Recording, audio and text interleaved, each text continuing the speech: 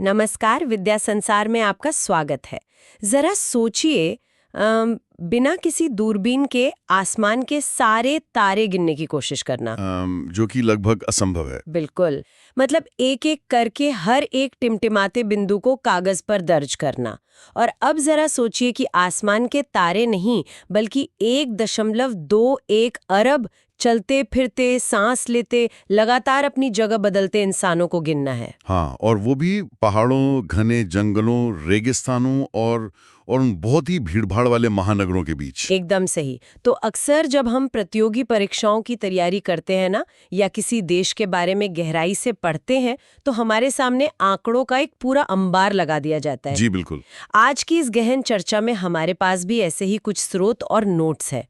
ये नोट्स भारत की 2011 की जनगणना यानी जिसे हम सेंसस ऑफ इंडिया कहते हैं, उसकी एक पूरी तस्वीर पेश करते हैं। लेकिन देखिए, आज हमारा मिशन इन आंकड़ों को सिर्फ एक टेबल की तरह रटना नहीं है। हाँ, रटने से कुछ खास फायदा होता भी नहीं है। सही कहा। हमारा लक्ष्य उस विशाल, जटिल और कभी-कभी हैरान कर देने वाली कहानी को समझना है, जो ये संख्याएं 121 करोड़ 91 लोगों के बारे में खामोशी से बयां कर रही हैं। बिल्कुल। और यहाँ जो बात सबसे ज्यादा ध्यान खींचने वाली है ना, वो यह है कि जब हम जनगणना या सेंसस शब्द सुनते हैं तो दिमाग में सिर्फ कुछ सरकारी फॉर्म और लंबी लंबी सूचियां आती हैं। हाँ, उबाऊ सरकारी कागजात। बिल्कुल वही। लेकिन वास्तविकता में ये महज कागज पर लिखी संख्याएं नहीं है। मेरा मानना है कि यह देश की आत्मा है। यह हमारी पहचान, हमारे विकास की गति और सबसे महत्वपूर्ण हमारी आने वाली चुनौतियों का सबसे सटीक, बिना किसी फिल्टर वाला दर्पण है। बिना किसी फिल्टर वाला दर्पण, ये बहुत अच्छी बात कही आपने। हाँ, मतलब ये एक डायग्नोस्टिक रिपोर्ट की तरह है जो हमें बताती है कि समाज के इस बड़े से शरीर में कहाँ ताकत है और कहाँ इलाज की बहुत सख्त जरूरत है। तो चलिए इस रिपोर्ट को थोड़ा सुलझाते हैं। सबसे पहले जो आंकड़ा हमारे स्रोत में सबसे ऊपर चमक रहा है, वो है 1,21,08,554,977। यानी लगभग 1.21 अरब लोग, जो 2011 में भारत की कुल जनसंख्या थी। जी। और ये भारत की 15वीं राष्ट्रीय जनगणना थी।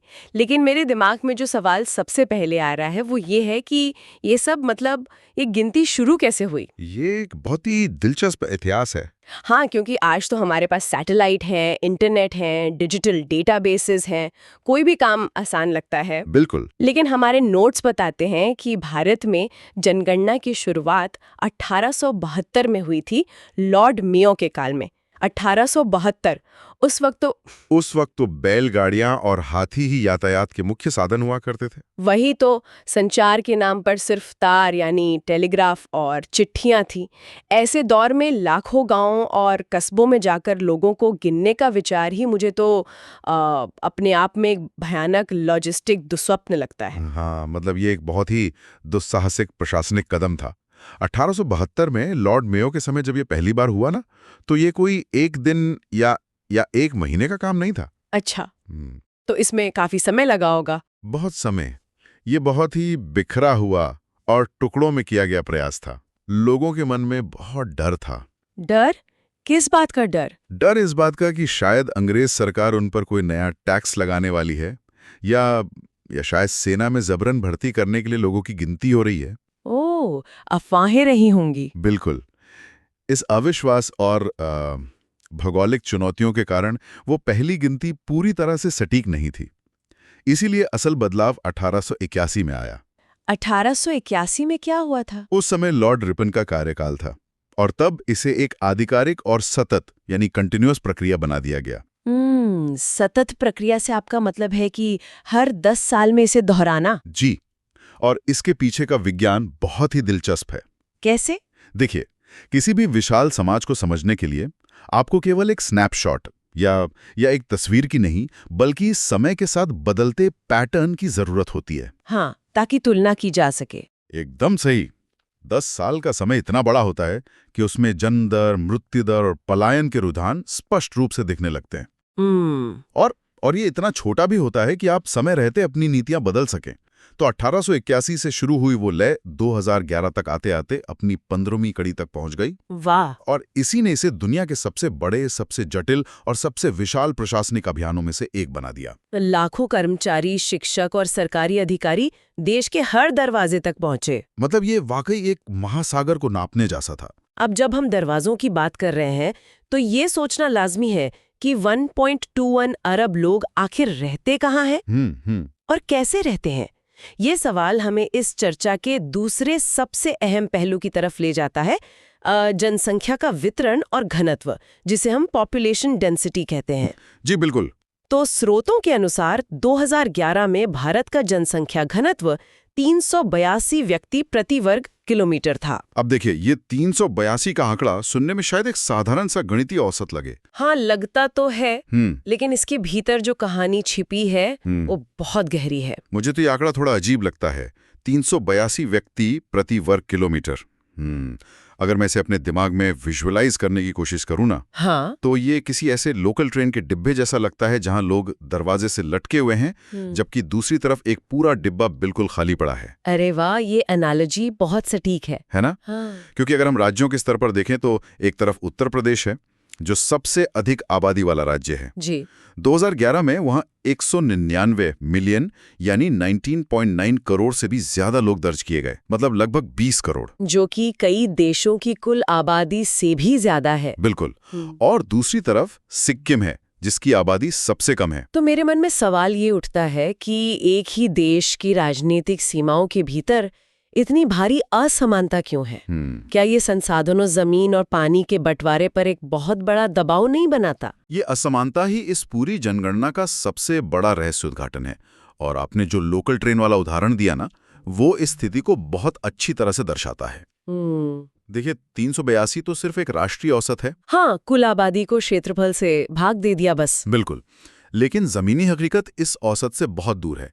उत्तर प्रदेश और सिक्किम का ये विशाल अंतर असल में भूगोल और इतिहास का नतीजा है। भूगोल और इतिहास कैसे? उत्तर प्रदेश गंगा के उपजाऊ मैदानी इलाकों में बसा है। सदियों से वहां खेती आसान रही है, पानी भरपूर मात्रा में उपलब्ध रहा है, और नदियां परिवहन का साधन भी रही हैं। एकदम सही। तो जहां जीवन आसान होता है, वहां सभ्यताएं तेजी से पनपती हैं। मतलब जहां रोटी और पानी आसानी से मिलेगा, लोग वही बसेंगे, ये तो स्वाभाविक है। ठीक कहा आपने। इसके विपरीत अगर हम सिक्किम को देखें तो वो एक अत्यंत दुर्गम पहाड़ी इलाका है। वहां खेती के लिए समतल जमीन कम है, कड़ाके की ठंड होती है और बुनियादी ढांचा खड़ा करना बहुत खर्चीला और मुश्किल है। हाँ, पहाड़ों पर सड़कें बनाना ही कितना मुश्किल होता है। इसीलिए प्रकृति ने खुद ही वहां आबादी को सीमित रखा है। अब इस असमानता का सीधा असर हमारी प्रशासनिक नीतियों पर पड़ता है। नीतियां तो दिल्ली में बनती है ना? हाँ, और जब दिल्ली में बैठकर नीतियां बनती हैं तो वे पूरे देश के लिए एक जैसी नहीं हो सकती। समझ रही हूँ। उत्तर प्रदेश में चुनौती ये है कि करोड़ों लोगों के लिए रोजगार, स्कूल और अस्पताल कैसे रातों रात खड़े किए जाएं, क्योंकि वहां संसाधनों पर लोगों का भारी दबाव है। बिल्कुल।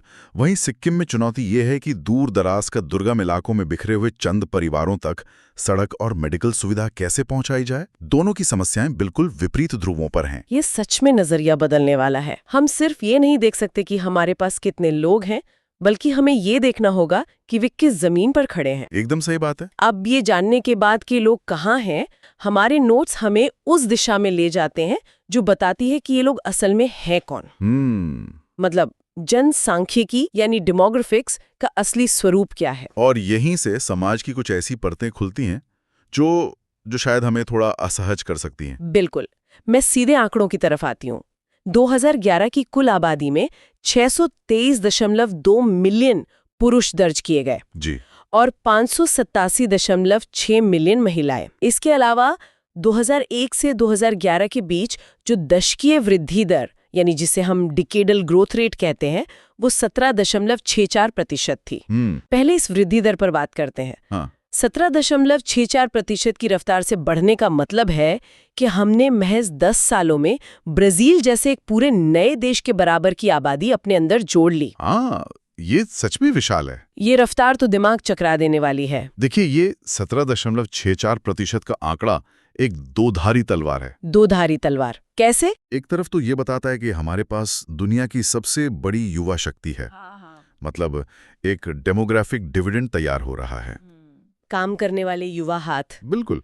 लेकिन दूसरी तरफ ये इस बात का भी संकेत है कि हमारे सीमित संसाधनों जैसे जमीन, पानी और ऊर्जा, इन पर हर साल दबाव घातांकीय यानी एक्सपोनेंशियल रूप से बढ़ रहा है। हाँ, संसाधन तो उतने ही है ना। बिल्कुल। लेकिन जिस चीज ने मुझे सच में चौंकाया और सोचने पर मजबूर कर दिया, वो ये वृद्धि दर नहीं थी। तो क्या था? वो था लिंगानुपात यानी सेक्स रेशियो।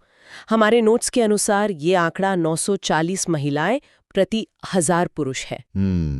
अब सतह पर देखने पर कोई कह सकता है, अरे 940 और 1000, ये तो बस 60 अंकों का अंतर है, मैं इस 6% का ही तो फर्क है, ये कोई बहुत बुरी बात थोड़ी है। अक्सर लोग ऐसा ही सोचते हैं। हाँ, लेकिन जरा रुकिए। जब हम इस 6% के अंतर को 1.11 अरब की विशाल आबादी पर लागू करते हैं, तो जो तस्वीर उभरती है वो बहुत डरावनी है। आपने बिल्कुल सही नब्ज पकड़ी है। प्रतिशत या अनुपात में जो चीज बहुत छोटी लगती है ना, वास्तविक संख्याओं में वो एक महासागर जैसी होती है। बिल्कुल। 623.2 मिलियन पुरुष और 587.6 मिलियन महिलाओं के बीच का जो सीधा अंतर है, वो लगभग 3.5 करोड़ से ज्यादा का है। 3.5 करोड़? बाप रे। जी हाँ, ये 3-3.5 करोड़ गायब महिलाएं महज गणित का कोई इत्तेफाक नहीं है। तो ये 60 महिलाओं का जो प्रति 1000 अंतर है, ये हमारी सामाजिक प्राथमिकताओं के बारे में आखिर क्या कहानी कह रहा है? ये एक बहुत ही गंभीर और कह सकते हैं कड़वी सच्चाई को जागर करता है। 23 दशक की वृद्धि जो 17.64% थी, ये साबित करती है कि हम जैविक रूप से तो बढ़ रहे हैं, लेकिन ये लिंगानुपात बताता है कि समाज में विकास की दिशा संतुलित बिल्कुल नहीं है। मतलब लड़कों को ज्यादा तवज्जो दी जा रही है? सीधे तौर पर ये कन्या भ्रूण हत्या, बालिकाओं के पोषण में भेदभाव और मातृ मृत्यु दर जैसी गहरी बीमारियों की ओर इशारा करता है। ये तो बहुत दुखद है ना? ये उस सामाजिक ढांचे की निशानी है जहां सदियों से बेटे की चाहत ने बेटियों के अस्तित्व पर भारी कीमत वसूली है। आर्थिक रूप से हम चाहे जितने भी आधुनिक हो जाएं, लेकिन ये 940 का आंकड़ा याद दिलाता है कि हमारी सांस्कृतिक और सामाजिक सोच अभी भी एक गहरे पितृसत्तात्मक जाल में फंसी हुई है। ये बहुत ही शक्तिशाली विचार है कि हम संख्या में तो बढ़ रहे हैं, लेकिन शायद हमारी सोच उसी अनुपात में विकसित नहीं हो रही। बिल्कुल नहीं हो रही। और शायद सोच और मानसिकता का ये मुद्दा हमें हमारे अगले और सबसे महत्वपूर्ण पैमानों में से एक की ओर ले जाता है, शिक्षा की तरफ। हाँ, शिक्षा का आईना। क्योंकि किसी भी समाज की सोच को बदलने का सबसे कारगर हथियार तो शिक्षा ही है ना। एकदम सही। साक्षरता के आंकड़े अक्सर किसी समाज की नब्ज का सबसे सटीक हाल बताते हैं। हमारे स्रोत बताते हैं कि 2011 में कुल साक्षरता दर 74.04% थी। जी। अगर मैं सिर्फ इसी आंकड़े को देखूं तो ये एक उम्मीद जगाता है कि चलो लगभग 3/4 आबादी पढ़ लिख सकती है। हाँ, सुनने में अच्छा लगता है। लेकिन फिर से वही बात, शैतान हमेशा डिटेल्स में छिपा होता है। बिल्कुल। जब हम इस 74.04% को तोड़ते हैं तो एक अलग ही सच्चाई सामने आती है। पुरुषों की साक्षरता दर 82.14% है, जबकि महिलाओं की साक्षरता महज 65.46% पर अटकी हुई है। इसके साथ ही एक और दिलचस्प तथ्य है कि उच्चतम साक्षरता वाला राज्य केरल है। जी, केरल हमेशा से इसमें आगे रहा है। तो मैं इन आंकड़ों को जोड़कर कुछ समझना चाह रही हूँ। अगर पुरुष जो कि 82.14% हैं और महिलाएं जो 65.46% है, इनके बीच साक्षरता का इतना बड़ा लगभग 16-17% का फासला है, तो क्या ये हमें वापस उसी लिंगानुपात वाली समस्या की तरफ नहीं ले जाता? बिल्कुल ले जाता है। क्या ये इस बात का सीधा सबूत नहीं है कि शिक्षा तक पहुंचने के रास्ते में भी जेंडर के आधार पर एक बहुत बड़ा बैरियर मौजूद है? ये कनेक्शन जो आपने बनाया है, ये बहुत ही महत्वपूर्ण है। साक्षरता दर में ये जो 16-17% का अंतर है ना, ये लिंगानुपात वाले संकट का ही दूसरा रूप है। अच्छा। देखिए, अगर किसी परिवार के पास सीमित पैसे हैं तो वो बेटे को स्कूल भेजना पसंद करता है। हाँ, क्योंकि बेटा बुढ़ापे का सहारा माना जाता है। वही पुरानी सोच। और बेटी को घर के कामों में लगा दिया जाता है या उसकी जल्दी शादी कर दी जाती है। 65.46% महिला साक्षरता दर का सीधा मतलब ये है कि देश की 1/3 से अधिक महिलाओं को बुनियादी अक्षरों का ज्ञान तक नहीं है। ये बहुत बड़ा आंकड़ा है। और जब एक महिला अशिक्षित रह जाती है तो इसका असर सीधे तौर पर उस 17.46% की जनसंख्या वृद्धि दर पर पड़ता है। कैसे? क्योंकि कई शोध ये साबित कर चुके हैं कि शिक्षा की कमी और उच्च प्रजनन दर के बीच सीधा संबंध है। हाँ, मतलब जो महिला स्कूल नहीं गई वो अपने स्वास्थ्य, परिवार नियोजन और आर्थिक स्वतंत्रता को लेकर कभी भी जागरूक फैसले नहीं ले पाएगी। एकदम सही पकड़ा आपने। और इसीलिए केरल का उदाहरण इतना अहम हो जाता है। हाँ, केरला में तो साक्षरता बहुत ज्यादा है। जी, केरल का उच्चतम साक्षरता वाला राज्य होना महज एक रिकॉर्ड नहीं है, ये बाकी राज्यों के लिए एक बेंचमार्क है। केरल ने ऐतिहासिक रूप से सार्वजनिक शिक्षा और स्वास्थ्य ढांचे पर बहुत निवेश किया, और सबसे महत्वपूर्ण बात, वहां मातृसत्तात्मक समाज के कुछ प्रभावों के कारण महिलाओं की शिक्षा को हमेशा प्राथमिकता दी गई। अच्छा, वहाँ मातृसत्तात्मक प्रभाव रहा है। जी, वहां साक्षरता में महिला पुरुष का अंतर बहुत मामूली है। तो केरल हमें ये दिखाता है कि जब नीतियां और सामाजिक इच्छा शक्ति एक साथ काम करती है ना, तो न केवल साक्षरता बढ़ती है बल्कि लिंगानुपात और जीवन स्तर भी अपने आप सुधरने लगता है। राष्ट्रीय स्तर पर इस फासले का होना ये स्पष्ट करता है कि असली चुनौती स्कूल बनाने से कहीं ज्यादा लड़कियों को स्कूल तक पहुंचने देने की सामाजिक स्वीकृति में है। ये पूरी चर्चा वाकई आंखें खोलने वाली है। जी। हमने आज देखा कि 2011 की ये 15वीं जनगणना, जिसकी नींव 1872 में लॉर्ड मेयो के समय में एक दुस्साहसिक लॉजिस्टिक दुस्वप्न के रूप में रखी गई थी, वो प्रतियोगी परीक्षाओं के लिए रटे जाने वाले सिर्फ कुछ बिंदु नहीं है। बिल्कुल नहीं। 1.21 अरब लोगों की वो गिनती, 38 के घनत्व में सिमटा हुआ वो भौगोलिक संघर्ष, उत्तर प्रदेश और सिक्किम के बीच प्रकृति और प्रशासन का वो विशाल अंतर, 940 के लिंगानुपात के पीछे लाखों गायब महिलाओं की गूंज और 74.04% साक्षरता के पीछे छिपी शिक्षा की असमानता। ये सब मिलकर एक जीती जागती कहानी बनाते हैं। बहुत सही कहा। मुझे तो लगता है कि ये भारत का वो एक्सरे है जो हमें साफ साफ दिखाता है कि हमारी हड्डियां कहाँ मजबूत है और कहाँ फ्रैक्चर है। और ये समझना श्रोताओं के लिए इसलिए बहुत ज्यादा मायने रखता है क्योंकि इन्हीं आंकड़ों के आधार पर हमारे भविष्य का पूरा खाका तैयार होता है। सरकारें कहाँ हाईवे बनाएंगी, किस जिले में नया मेडिकल कॉलेज खुलेगा, खाद्य सुरक्षा का बजट कितना होगा। हाँ, योजनाएं तो इन्हीं नंबरों से बनती हैं। और महिलाओं के लिए कौन सी नई योजनाएं लानी होंगी, ये सारे नीतिगत फैसले हवा में नहीं लिए जाते हैं। बिल्कुल।